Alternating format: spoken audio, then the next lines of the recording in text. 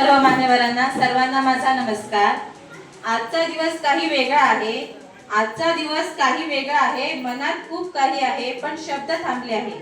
मनात खूप काही आहे पण शब्द थांबले आहेत। आजचा हा निरोप समारंभ एक भावनिक क्षण आहे।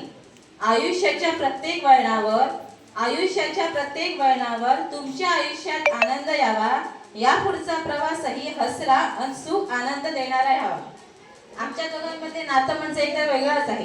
प्रत्येक वेळी जेव्हा मीटिंग वगैरे असायची तेव्हा मी सतत बाईंना म्हणायचे, बाईंनो आम्हाला एक संधी द्या, आम्हाला एक बोलण्याची संधी द्या।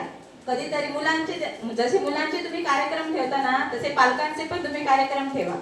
मग असं मॅडमांनी एकदा कार्यक्रम ठेवला, मला उभं राहण्याची संधी मिळाली। तेव्हापासून मला सुरुवात झाली की मला म्हणजे माझ्या जुन्या आठवणी निर्माण झाल्या। त्यानंतर एक ग्रामपंचायतीमध्ये कार्यक्रम ठेवला होता वक्तृत्व स्पर्धेचा। त्यामध्ये मला बाईंनी खूप सहकार्य केलं होतं आणि मला त्यात यशही मिळालं होतं। मी प्रथम क्रमांकाला आले होते। त्यामुळे आणि आमच्या शाळेकडे सतत येणं जाणं असतंच। त्याच्यामुळे आमच्यामधलं नातं म्हणजे एक शिक्षक पालकाचा नसून मैत्रिणीचा नसून एकदा बहिणीचा आहे। बरोबर ना बाई? त्यामुळे आज शेवट एवढंच सांगू इच्छिते की आज ते आपल्या सेवेतून जरी निवृत्त होत असले तरी त्यांच्या आठवणी आणि त्यांच्या प्रेरणा कायमस्वरूपी आमच्या मनात राहतील। एवढीच बोलून मी त्यांना पुढील वाटचालीसाठी शुभेच्छा देते।